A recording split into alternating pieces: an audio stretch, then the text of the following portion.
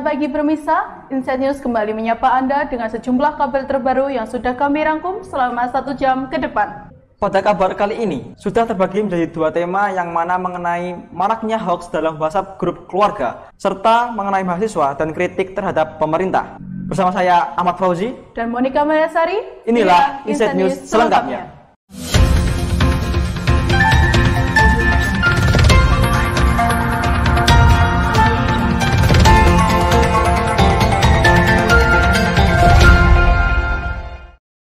Hoax merupakan berita bohong yang seringkali berseliweran di media sosial, tak terkecuali dengan media chatting WhatsApp.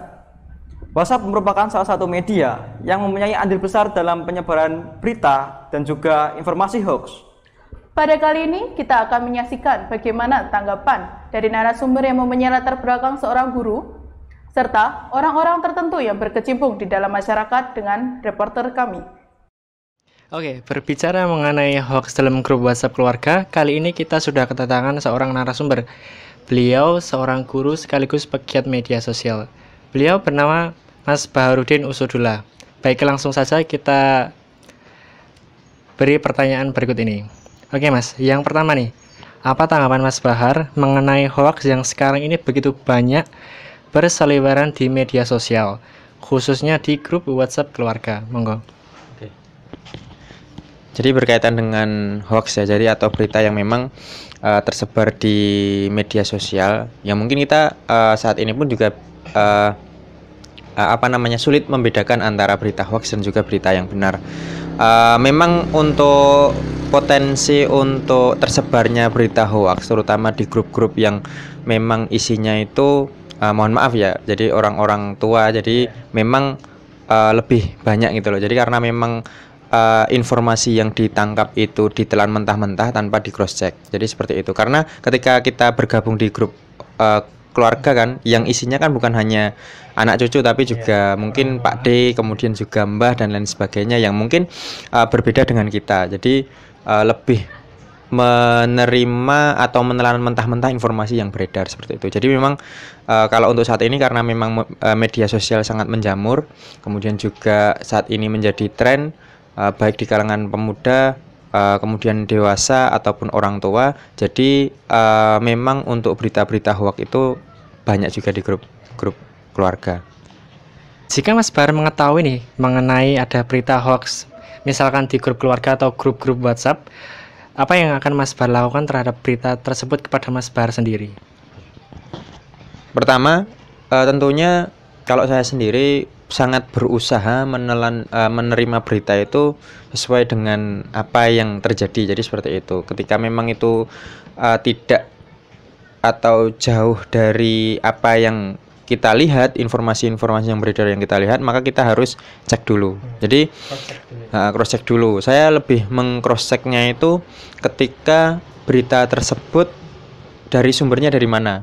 Ketika berita tersebut ditulis oleh media massa yang kredibel, maksudnya yang sudah punya nama, kemudian juga ketika dia memberitakan juga bisa dipertanggungjawabkan. Jadi itu mungkin untuk validitasnya mungkin lebih kuat daripada memang berita-berita yang ditulis oleh misalkan anonim ataupun media-media berita yang atau media informasi yang belum terlalu atau namanya itu kita tidak pernah dengar gitu loh. Jadi seperti ini. Ya, seperti itu. Jadi memang kalau saya lebih ke sumbernya.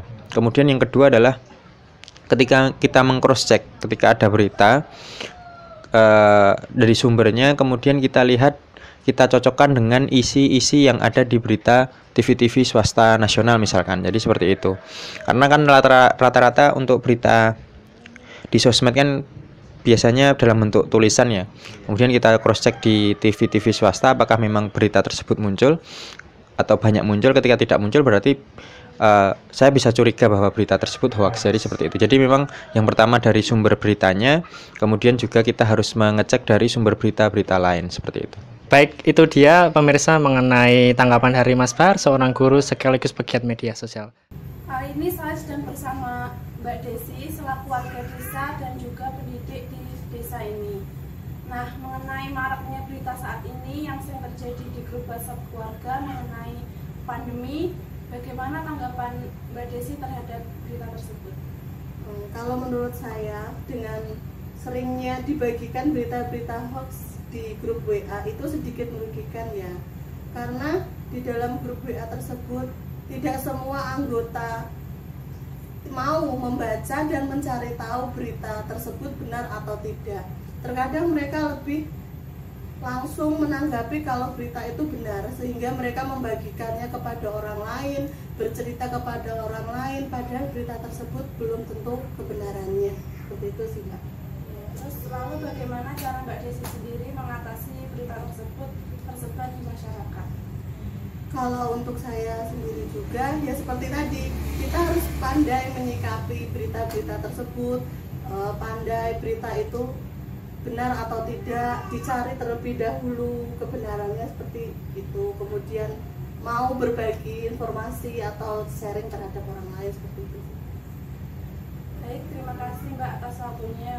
Bersama dengan Ibu Dwi Sumarsi selaku Sekretaris PKKRT di Kampung Tegalmulyo RT 2 RW 4 Songo Surakarta. Langsung saja pertanyaan pertama. Sebagai seorang pengurus dalam organisasi masyarakat, bagaimana pandangan Anda tentang hoax dalam WhatsApp grup keluarga yang biasa terjadi di masyarakat? Gini ya, kalau hoax di luaran di grup itu kan sebenarnya banyak, tapi kan kita sebagai kader-kader di masyarakat itu harus pandai-pandai mengedukasi dan memilih, menginformasikan bahwa itu hoax atau itu benar, itu harus melihat dari bukan hanya dengan satu sumber. Jadi kita harus melihat, memperbanyak informasi dari sumber-sumber lain gitu. Pertanyaan kedua, apakah Anda memiliki WhatsApp grup keluarga sendiri? Tentunya punya. Jika ada hoax atau berita palsu, apa yang biasanya paling meresahkan? Biasanya kalau di grup keluarga kita itu biasanya tentang masalah anak, dan itu mengenai pembelajaran online yang sekarang itu simpang siur tentang tatap muka dari satu kota ke kota lain itu kan berbeda-beda dengan kapasitas dan kemampuan sebagai orang tua untuk membelajarkan anak itu kan dengan pemikiran kita yang tempo dulu dan sekarang itu kan sudah banyak berbeda. Jadi kita banyak kesulitannya di situ, dan sampai sekarang pun belum ada solusi yang tepat untuk itu. Saat ini saya sedang bersama Ibu Endang. Menurut Ibu, apa tanggapan Ibu mengenai adanya berita hoax yang sering tersebar di grup WhatsApp keluarga? Sangat mengganggu karena usia saya malas untuk mencari informasi berita tersebut. Lalu bagaimana cara Ibu agar tidak langsung percaya dengan berita tersebut? Saya biasanya langsung menanyakan ke anak-anak tentang berita tersebut, benar apa salah berita tersebut. Baik Bu, terima kasih atas waktunya. Baiklah, saat ini saya sudah bersama dengan Saudara Pipit Ari Martini, yaitu Sekretaris Karang Taruna di Kampung Tegalmulyo RT 2 RW 4 Songo Surakarta. Baik, langsung pertanyaan pertama saja. Bagaimana menurut Anda tentang banyaknya hoax atau berita palsu yang terjadi di masyarakat saat ini? Menurut saya dengan adanya berita hoax itu cukup meresahkan, karena informasi yang ada itu seperti misalnya informasi dengan adanya COVID ini kan, banyaknya informasi yang beredar di masyarakat dan itu kadang belum diketahui kebenaran dan keasliannya. Kadang masyarakat itu mungkin tidak teliti langsung menyebarkan, dan padahal itu adalah hoax dan itu sangat meresahkan. Misalnya seperti berita Corona itu. Iya, adanya vaksin corona itu yang kemarin itu saya sempat mendengar kalau jahe, cengkeh, serai atau apa itu kan bisa menjadi obat corona, tapi kan belum dites sama pihak laboratorium secara ilmiah itu. Iya, secara ilmiah maksudnya. Jadinya sudah diklaim, padahal sebenarnya belum tentu benar. Terus ya masih banyak lagi gitu. Ya sebenarnya lebih mengarah ke sih, membuat resah warga gitu loh, jadi berpikiran gitu Mbak. Oke. Kalau ini Keluarga adalah unit organisasi paling kecil di masyarakat. Walau unitnya kecil, tetapi biasanya keluargalah tempat terhangat juga terpercaya. Namun, bagaimana jika dalam keluarga tersebut terdapat hoax? Bagaimana Anda akan menyikapinya jika di keluarga Anda ada berita hoax seperti itu? Kalau adanya berita hoax itu kan sebenarnya banyak gitu kan Mbak, apalagi kan sekarang zaman sosial media. Keluarga saya kan hampir semua menggunakan media sosial, dan kadang dari orang tua saya mungkin kan kurang cermat juga kan melihat informasi gitu kan, kadang suka memberitahukan kamu jangan gini nanti gini. Tapi kan itu sebenarnya belum tahu kejelasannya ya. Kalau dari saya paling ya suruh mereka itu untuk mengecek dulu kebenaran dari berita tersebut supaya nanti tidak jadi salah paham begitu. Ya. Baik, terima kasih. Itu dia pemirsa mengenai beberapa tanggapan dari narasumber yang mempunyai latar belakang seorang guru serta orang-orang tertentu yang berkecimpung di dalam masyarakat. Kita kembali sesaat lagi.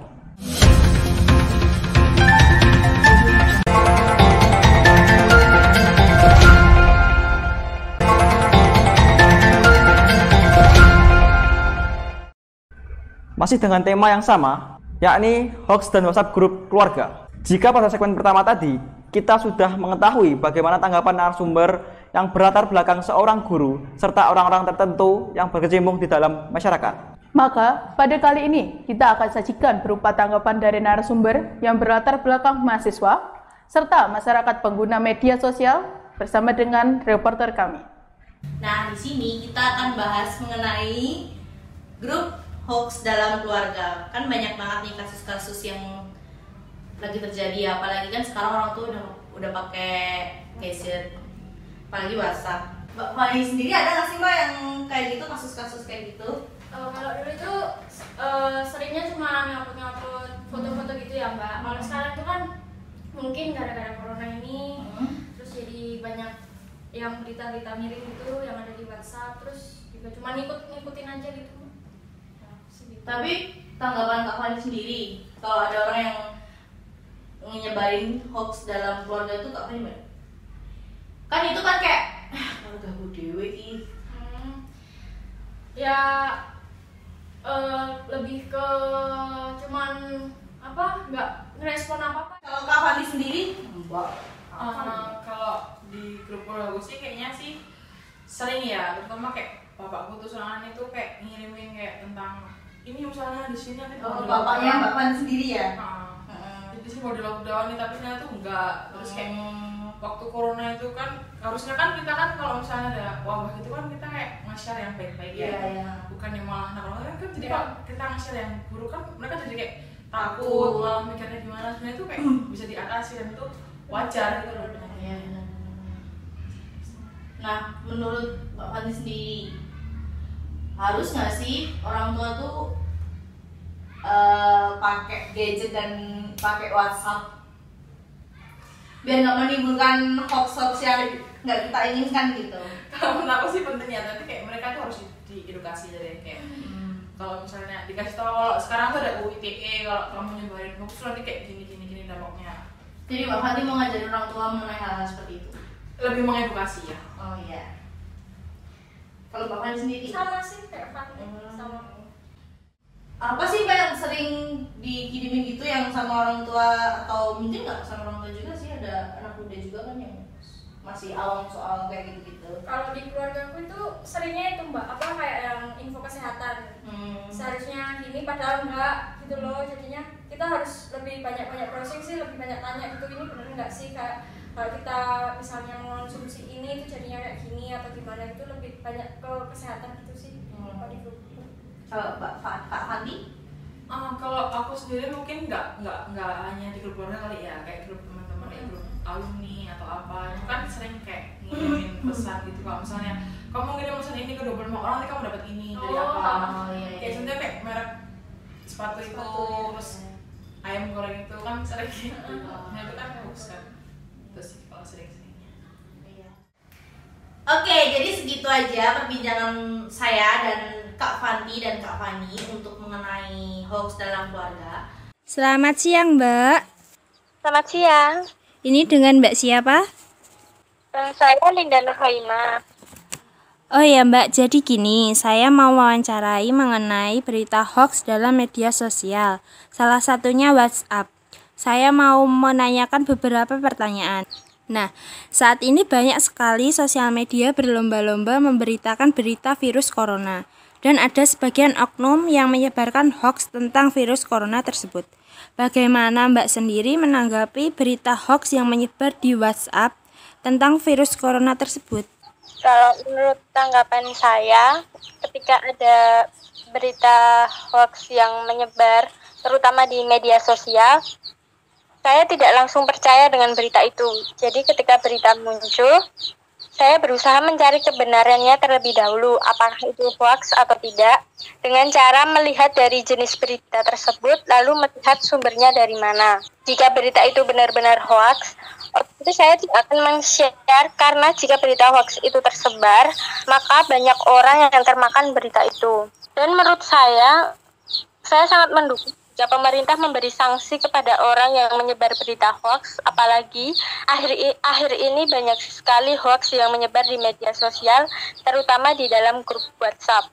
Betul. Jadi seharusnya kepada siapa saja yang berita yang belum pasti itu benar atau salah, sebaiknya jangan di-share terlebih dahulu, karena ini bisa membuat panik seseorang, atau misalnya tentang berita virus corona.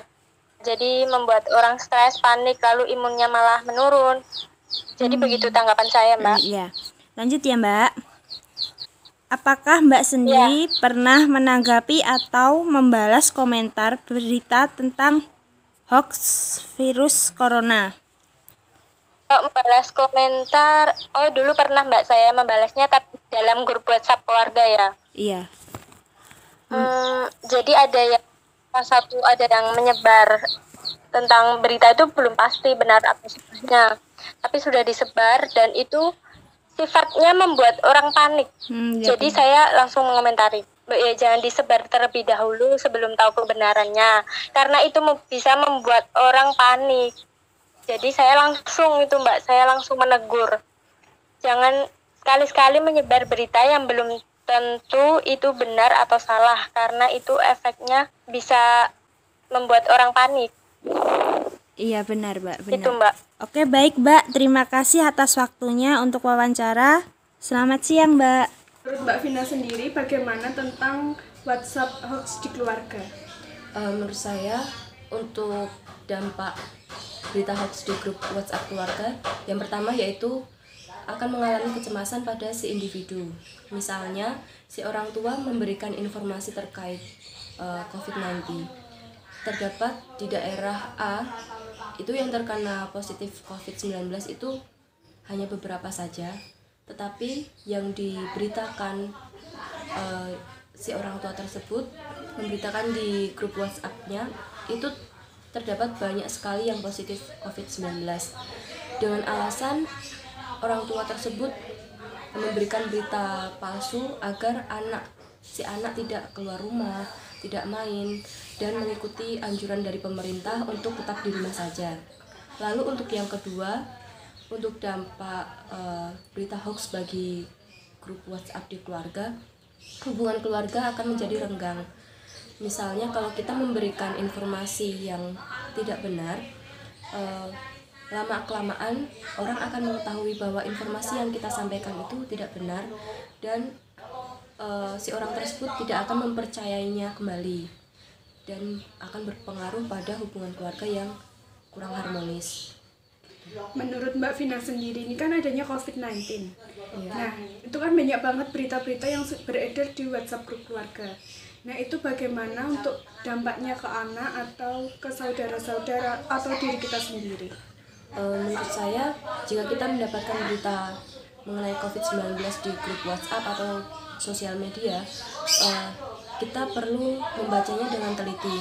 Kita perlu menyaring berita tersebut itu sumbernya dari mana sih. Kalau kita merasa ragu, bisa kita cek di laman website di Kominfo, kan ada berita-berita yang benar, berita-berita yang valid. Nah, kita perlu mengecek kembali di laman website resmi. Pendapat Mbak Angel tentang dampak hoax dalam WhatsApp grup keluarga. Sangat berpengaruh karena hoax itu kan banyak macamnya tuh. Yang pertama itu hoax tentang berita artis, terus hoax tentang bencana alam itu juga bisa, dan yang paling parah itu hoax tentang berbisnis. Jadi kita diajak investasi, terus kita ditipu, jadi kita menanggung kerugian banyak gitu. Nah, yang banyak kemakan hoax itu biasanya tuh orang yang lebih dewasa. Mereka nggak memilah mana yang benar, mana yang betul. Nah, untuk cara menanggulanginya itu kita lihat dulu informasinya itu dari siapa, sumbernya dari mana. Nah, kan sekarang ini tuh banyak banget kan yang berita beredar hoax di WhatsApp grup keluarga itu kan ada, apalagi zaman sekarang tuh COVID-19. Nah, berita-berita hoax itu ya kan adanya kita dapat saran dari orang luar. Nah, itu bagaimana pendapatnya Mbak Angel sendiri? Itu sangat terganggu ya, soalnya kita mau kemana-mana itu jadi susah, mau keluar takut, mau berinteraksi sama masyarakat pun takut. Terus misal kalau kita sakit pun ke rumah sakit juga takut gitu, jadi menghambat interaksi juga. Terus kita juga intinya takut kemana-mana gitu. Oke, terima kasih Mbak. Saat ini saya sudah bersama dengan Saudara Putri selaku pengguna WhatsApp grup keluarga. Langsung saja pertanyaan pertama. Pernahkah Anda melihat atau bahkan mengalami sendiri tentang adanya hoax dalam WhatsApp grup keluarga? Jika memang ada, bisakah Anda ceritakan garis besarnya saja? Hoax di WhatsApp keluarga ya ada. Kebetulan belum lama ini ya kan ada masalah yang itu peraturan pemerintah yang untuk tenaga kerja itu kan yang merugikan tenaga kerja itu. Ya itu sih yang masuk kemarin yang sempat menguras di pikiran, yang ketenaga kerjaan itu ya. Iya. Terus jika Anda dihadapkan pada masalah tersebut, misalnya salah satu keluarga Anda lah yang menyebarkan hoax tersebut, apa yang akan Anda lakukan? Kalau paling kalau saya sebagai saudara ya bisanya kan kasih tahu. Harusnya kan memang kita itu lebih bijak, jadi enggak terima informasi mentah langsung disebarkan, kan itu kan juga salah juga. Tapi kalau misalkan itu sudah terlanjur dilakukan ya mau gimana lagi, ya kita harus tertib dong sama aturan hukum yang ada. Selanjutnya pertanyaan terakhir, adanya hoax dalam WhatsApp grup keluarga tentunya sangat meresahkan. Nah, sekarang tindakan apa yang akan Anda lakukan dalam mengurangi penyebaran hoax yang ada dalam WhatsApp grup keluarga? Ya kalau kita mengurangi itu nggak bisa ya, soalnya kan itu kontrol diri masing-masing. Paling-paling ya itu tadi mengajak untuk berpikir positif. Jadi nggak kayak yang tadi saya katakan, nggak semua berita yang kita terima itu harus langsung di-share, jadi kita harus tahu kebenarannya dulu, kayak gitu.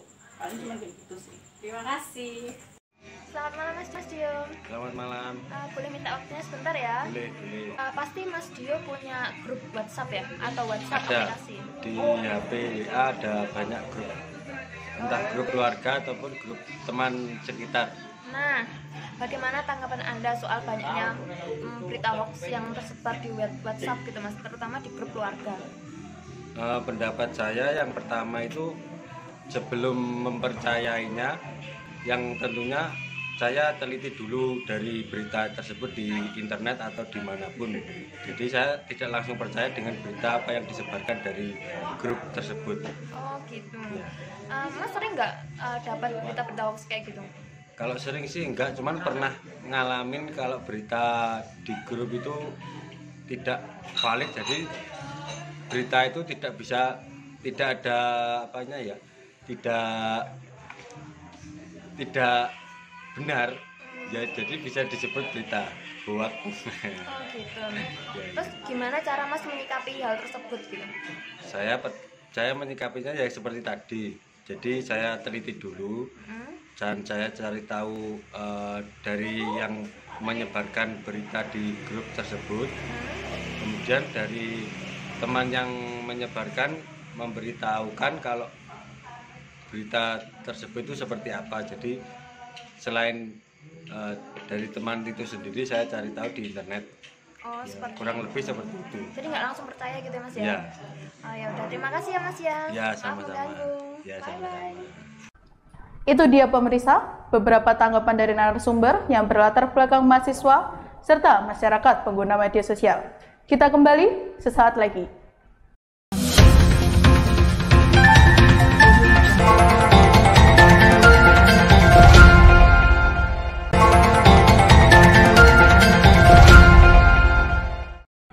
Masuk dalam pembahasan terakhir mengenai tema pertama, yakni hoax dalam WhatsApp grup keluarga.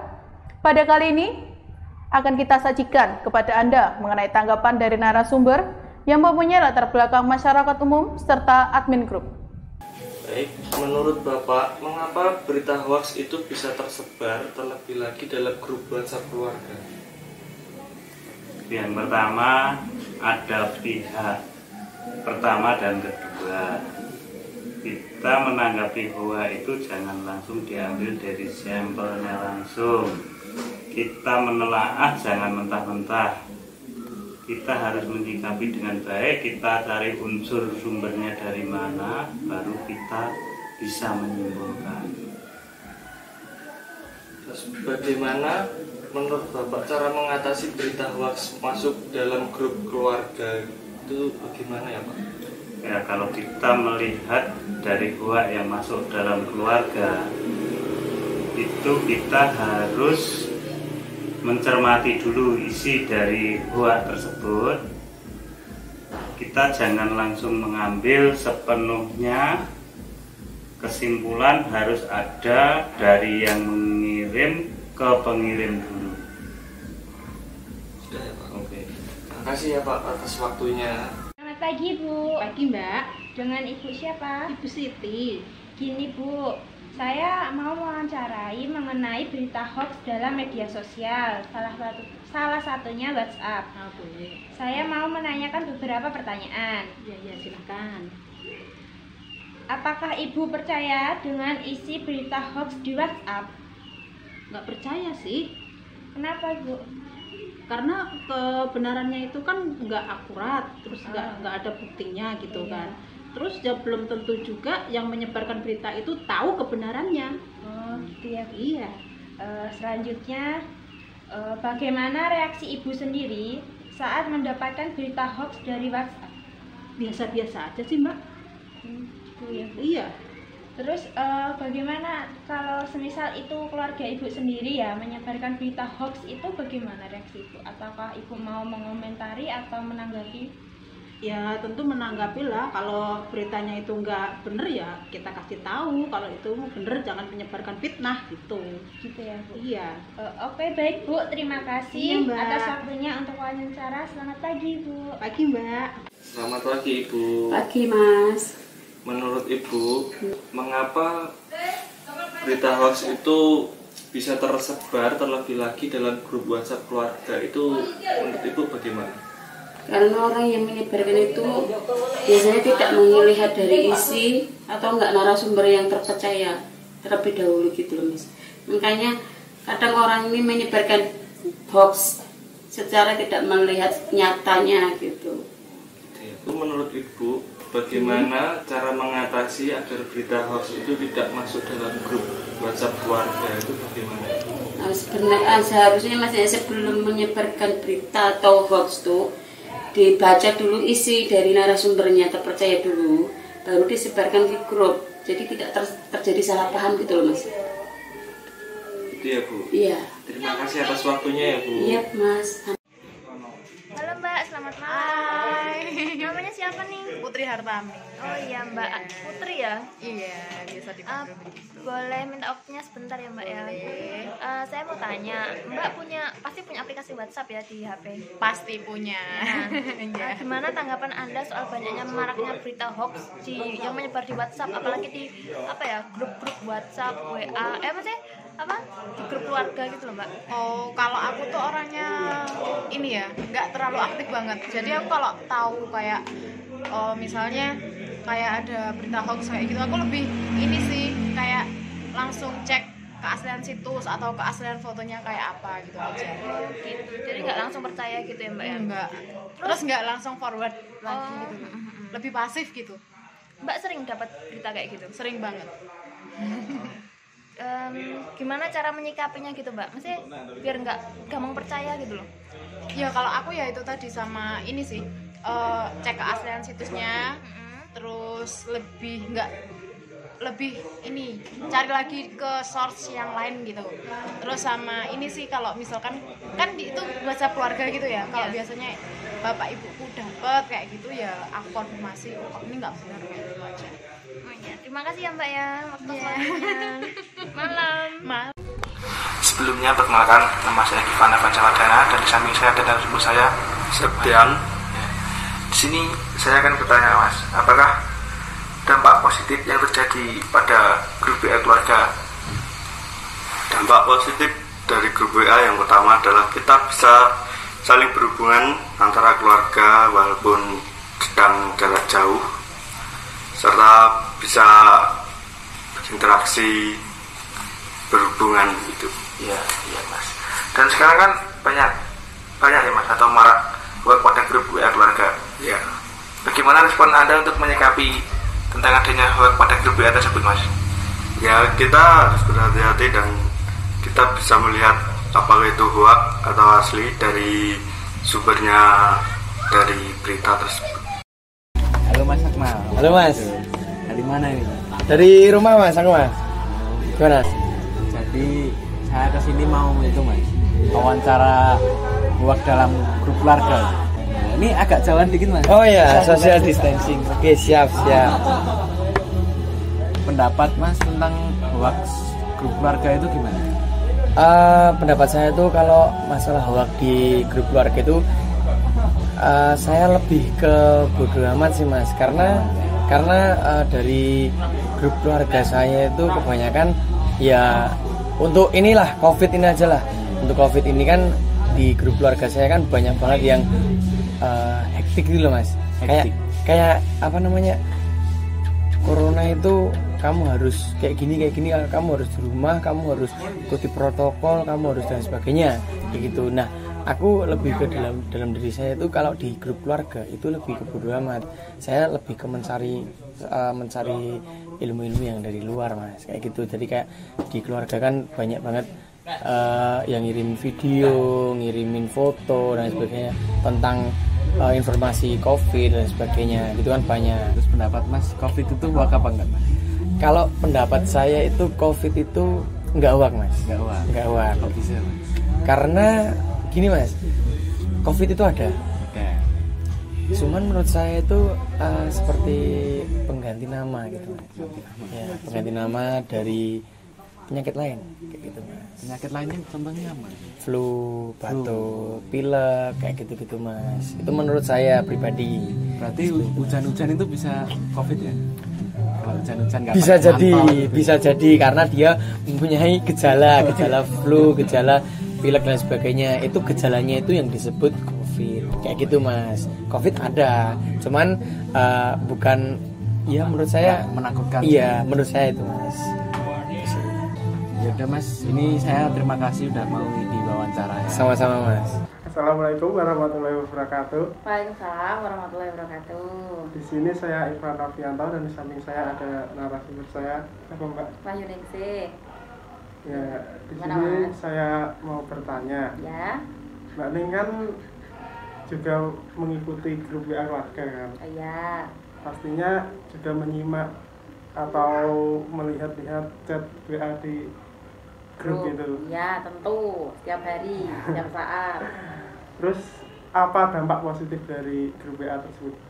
Yang jelas kalau grup WhatsApp khususnya ya, grup WA keluarga itu mempermudah komunikasi. Jadi keluarga itu kan tidak hanya yang di rumah saja. Keluarga misalnya ada yang di lain tempat, di tempat yang jauh, luar kota, luar provinsi, bahkan luar pulau, itu bisa sangat membantu sekali dalam hal komunikasi. Kemudian untuk memantau kegiatan-kegiatan yang dilaksanakan keluarga yang lain itu kan bisa langsung dikomunikasikan di grup WA keluarga. Berarti itu sangat efektif sekali ya, membantu komunikasi. Ya. gitu Mas. Terus kalau mencegah adanya hoax itu bagaimana di dalam grup? Oh, agar tidak terjadi itu pengiriman hoax ya. Harusnya setiap anggota grup itu cermat ya dalam mengirimkan pesan atau informasi yang disampaikan ke dalam grup. Pastikan dulu sumbernya terpercaya atau tidak. Jangan-jangan itu hanya misalnya hal-hal yang viral. Belum tentu kan yang viral itu pasti benar. Jadi harus dikonfirmasi dulu sumbernya dari mana. Kemudian itu bermanfaat atau tidak. Jadi agar tidak menimbulkan kesalahpahaman atau multitafsir di dalam grup anggota grup itu sendiri. Agar tidak terjadi kesian. Agar tidak terjadi hal yang tidak diinginkan. Jadi biar lebih enak. Ya udah, terima kasih atas waktunya mengganggu. Sama-sama. Assalamualaikum warahmatullahi wabarakatuh. Saya Evan Novianto dan di samping saya dan narasumber saya yaitu Mas Lilik Briono. Di sini saya mengganggu waktunya sebentar. Iya, enggak apa-apa Mas. Saya mau bertanya, kan Mas Lilik juga mempunyai grup keluarga kan? Iya. Nah, saya mau bertanya apakah dampak positif dari grup keluarga? Kalau untuk dampak positif dari grup keluarga itu banyak Mas. Yang pertama, yang namanya grup itu di dalamnya banyak menyimpan mungkin keluarga, teman atau saudara. Jadi dengan adanya grup tersebut itu pertama bisa menyambung silaturahmi di sini maupun yang ada di jauh. Jadi kita setiap saat, setiap waktu selalu bisa mengetahui kabar dari rekan-rekan, dari saudara-saudara, dari keluarga yang ada di jauh. Jadi dampak positifnya sangat banyak. Itu yang pertama. Lalu yang kedua, dampak positifnya itu kita dengan cepat bisa mengetahui informasi dari apapun. Misalkan kita mau bepergian, ada keluarga kita yang ada di suatu tempat. Dengan adanya grup itu mungkin di suatu tempat itu ada apa ya, bencana atau apa, sehingga kita tidak jadi ke tempat tersebut. Terus lalu kalau cara mengatasi hoax di dalam grup? Iya, tentu dalam grup itu ada dampak positif, ada dampak negatifnya. Salah satunya adalah hoax. Jadi dalam menyikapi hoax kita harus lebih dewasa, apalagi sekarang ini zamannya zaman modern, zaman multimedia, zaman IT. Jadi sedikit-sedikit namanya IT itu kan dilindungi sama hukum Mas, gitu Mas. Jadi dalam menyikapi informasi kita harus bisa membedakan ini fakta atau ini hoax. Jadi kalau kita mengatasi hoax ya kita cari informasi kebenarannya dulu, apakah itu benar atau itu hanya rekayasa sehingga nanti menimbulkan hal-hal yang tidak diinginkan. Dengan adanya hoax, kalau kita terlalu percaya dengan hoax itu juga akan berdampak banyak. Salah satunya bisa memutus tali silaturahmi. Itu Mas. Terima kasih Mas mengganggu waktunya. Iya, sama-sama. Oke, berbicara mengenai hoax dalam grup WhatsApp keluarga, kali ini kita akan membahasnya dengan seorang narasumber kita, yakni bernama Afid Eko Wicaksono. Apa tanggapan Mas Afid mengenai fenomena yang saat ini masih banyak sekali terjadi informasi hoax dalam grup WhatsApp keluarga? Monggo. Kalau menurut saya sendiri, untuk hoax dalam keluarga ini banyak ya sifatnya ya. Ada juga yang di Instagram, Facebook, dan lain-lain, ataupun di Twitter juga. Kalau hoax ini kan dia bahaya ya sebenarnya. Soalnya bisa memecah belah bangsa, suku, agama, ras bisa terpecah. Kalau untuk spesifik ke keluarga sendiri, biasanya yang lebih sering menge-share itu orang-orang, maaf, lanjut usia atau orang-orang tua. Soalnya nggak pakai cross check, langsung sebar aja. Lalu menurut Mas Afid sendiri nih, bagaimana agar kita dapat memilah-milah berita yang hoax dan berita yang benar? Monggo. Kalau untuk memilah, kita lebih baik di-keep dulu. Kalaupun ada berita yang sekiranya belum tentu benar, jangan di-share dulu. kita pun juga harus bisa memberitahu orang tua lebih tepatnya untuk jangan selalu mengasah hal-hal yang berbau sara ataupun yang berbau belum benar kalau kita belum lihat ataupun belum meng-cross-checknya sendiri. Baik, begitu pemirsa mengenai narasumber kali ini, kita kembali ke studio. Itu dia pemirsa, mengenai beberapa tanggapan dari narasumber yang berlatar belakang masyarakat umum serta admin grup. Kita kembali sesaat lagi.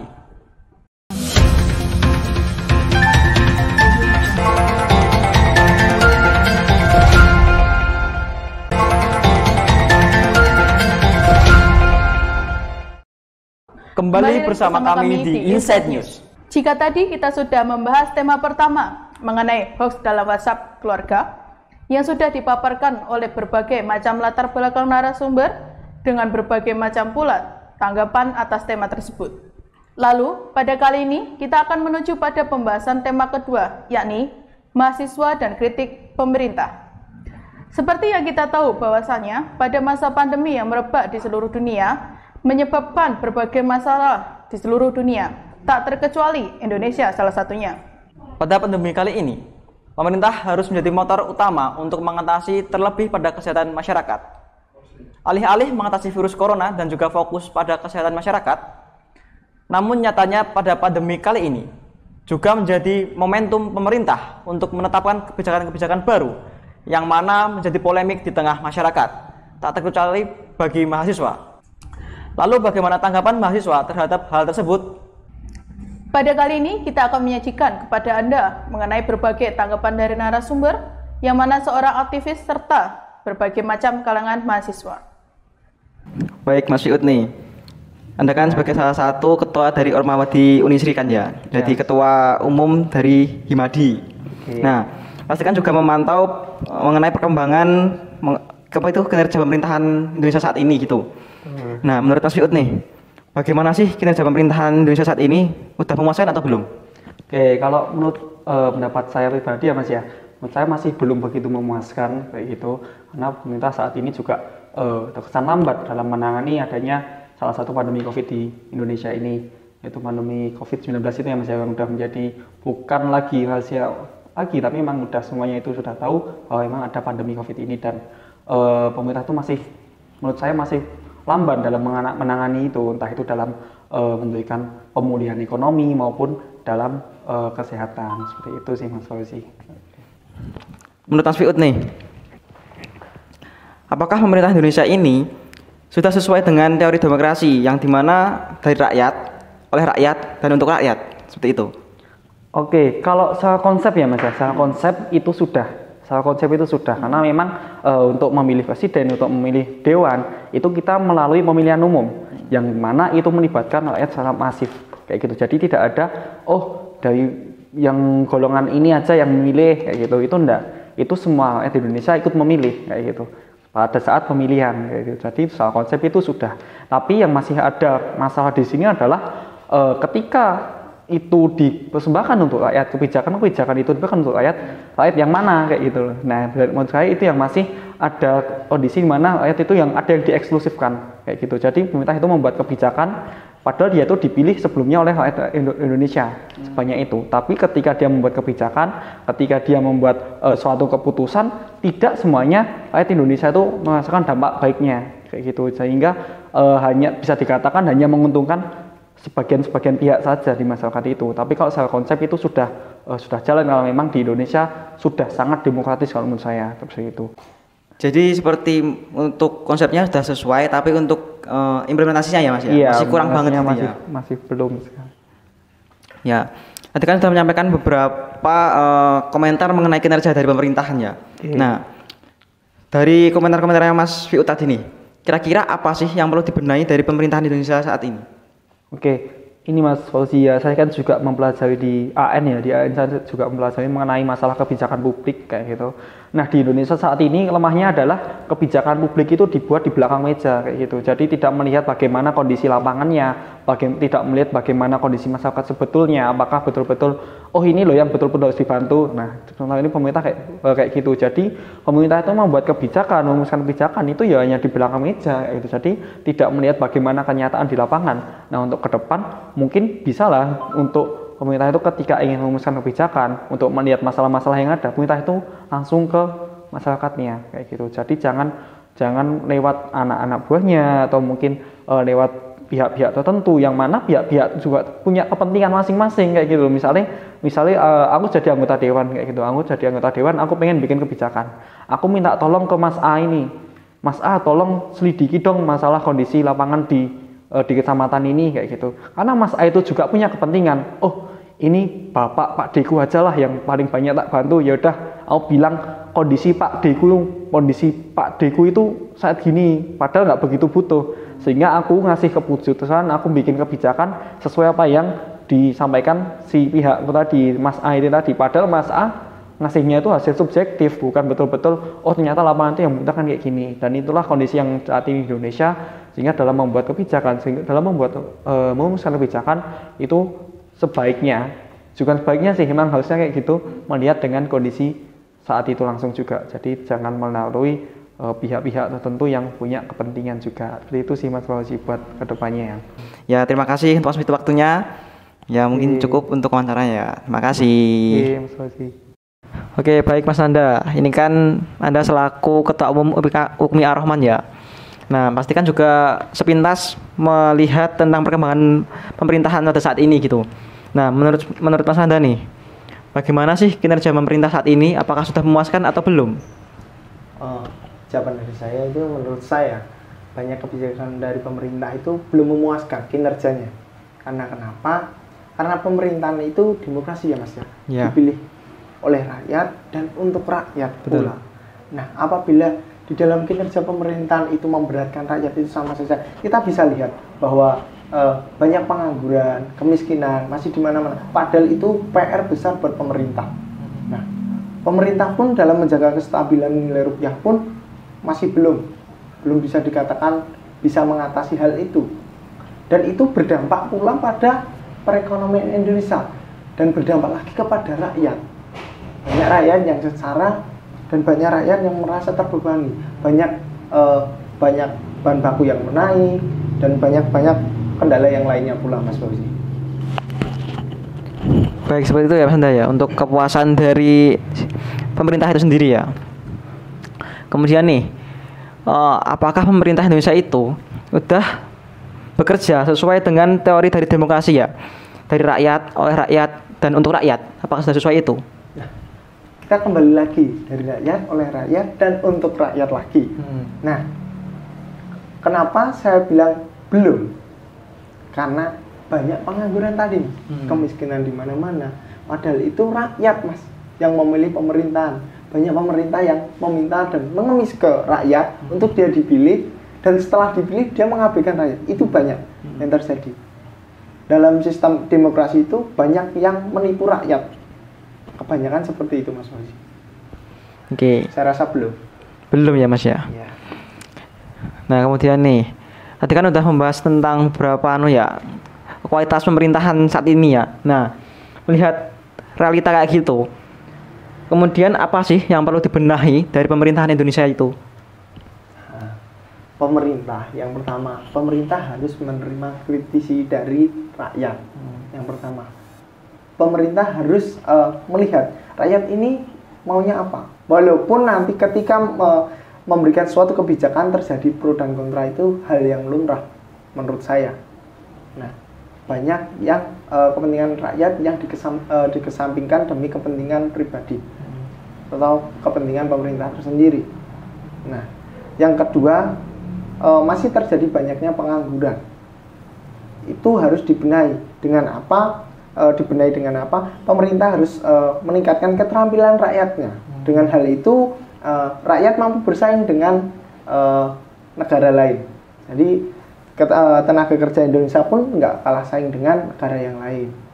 Yang ketiga, banyaknya lowongan pekerjaan itu harus ada. Karena kenapa? Setiap tahunnya lulusan dari Indonesia itu pun banyak, Mas. Sehingga kita sekolah tidak hanya untuk menciptakan pengangguran.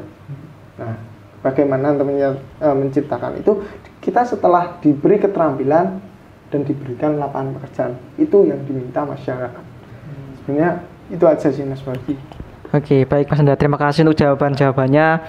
Itu mungkin cukup untuk wawancaranya ya. Oke, terima kasih Mas Anda. Iya, sama-sama, Mas.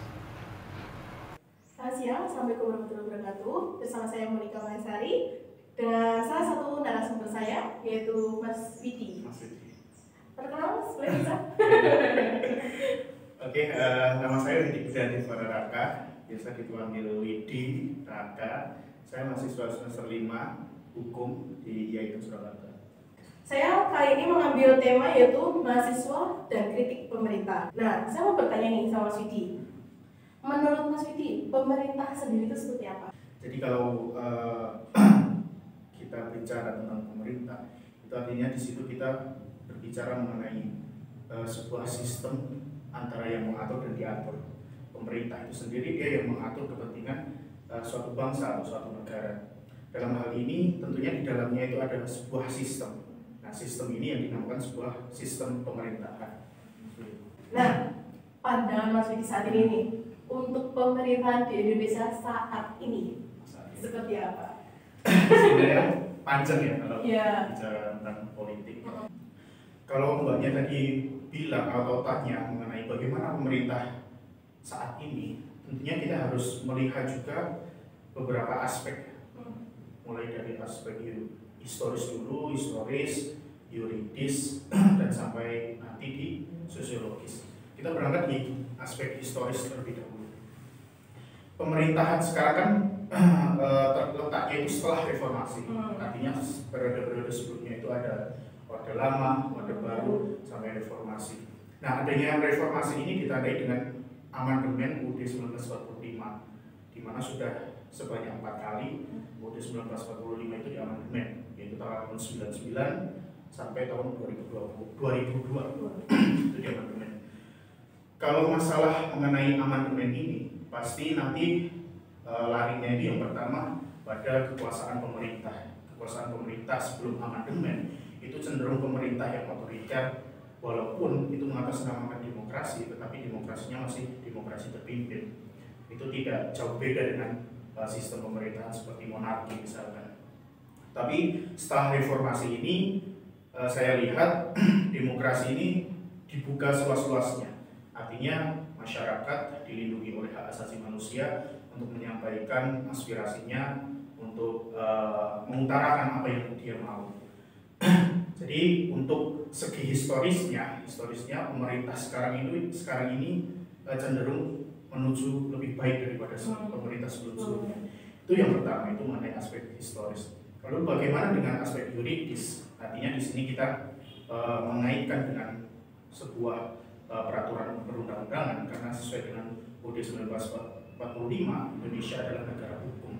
Artinya hukum di sini adalah hukum yang menjadi hukum positif. Artinya hukum positif itu hukum yang berlaku sekarang. Menurut saya di periode 2 ini mempunyai gebrakan yang luar biasa justru. Terutama seperti yang saya sampaikan di awal tadi, pemerintah Indonesia lewat kampanye Jokowi yang periode kedua ini memfokuskan pada penyederhanaan regulasi. Dan kemarin terbukti disahkannya undang-undang Omnibus Law tentang Cipta Kerja. Jadi Omnibus Law ini sebenarnya hanya metode. Omnibus Law itu sendiri artinya dia sebagai payung hukum. Artinya beberapa regulasi peraturan yang mempunyai substansi yang sama itu digabungkan menjadi satu undang-undang induk atau undang-undang besar. Nah, itu yang dinamakan undang-undang Omnibus Law. Nah, Omnibus Law ini dalam hal ini adalah RUU Cipta Kerja. Ini saya rasakan sebagai suatu gebrakan yang luar biasa.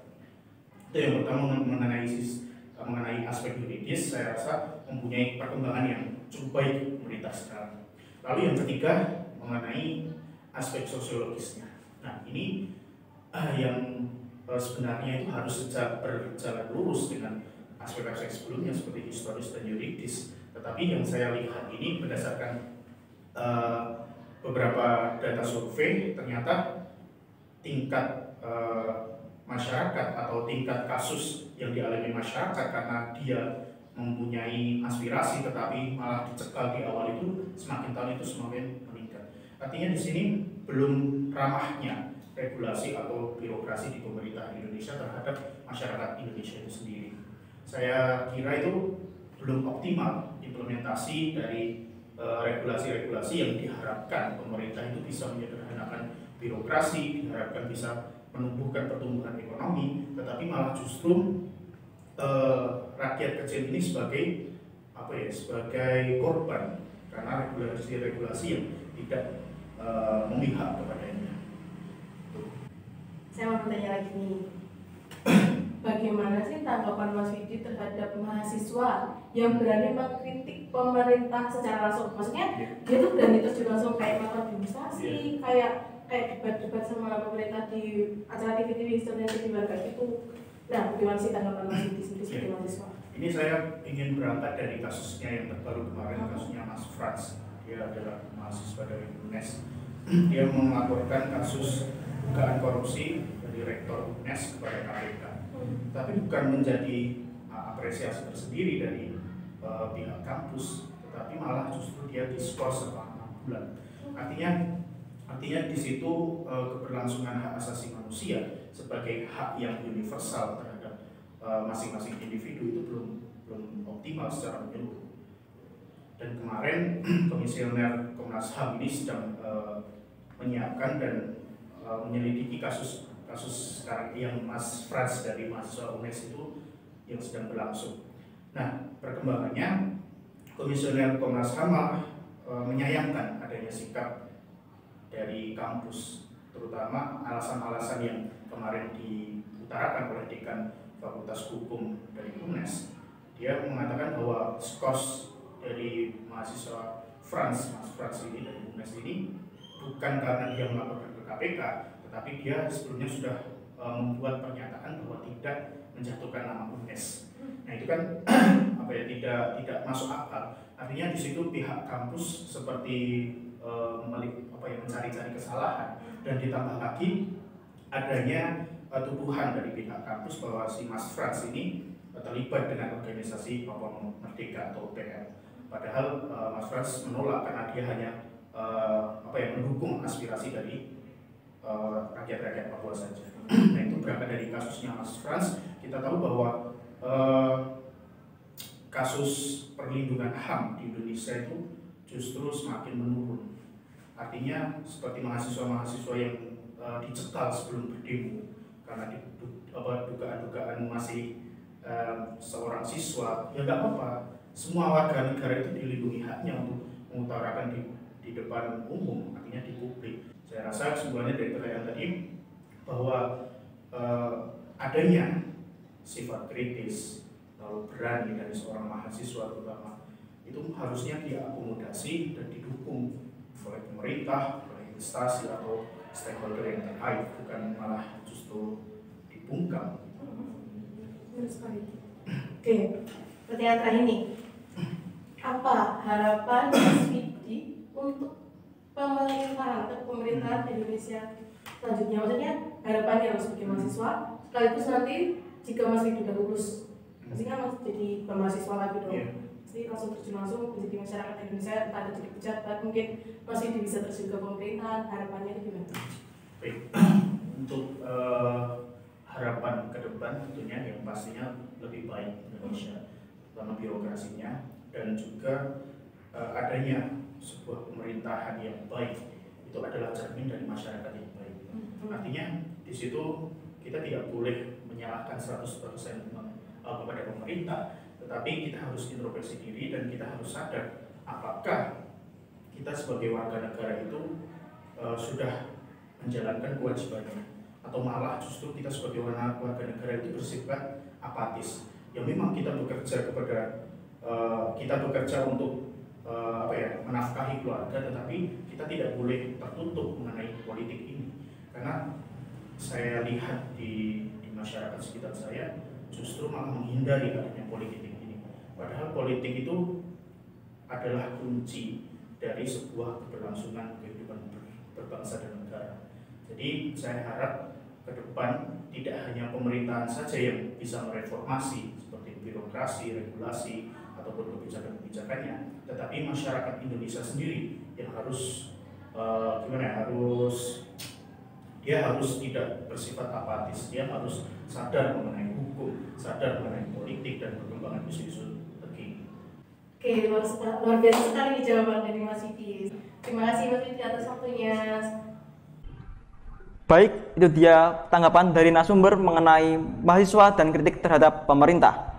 Dan sekaligus berita tersebut menjadi penutup Insight News pada edisi kali ini. Saya Ahmad Fauzi. Dan saya Monica Melasari dan segenap kru yang bertugas mohon undur diri. Terima kasih dan sampai jumpa.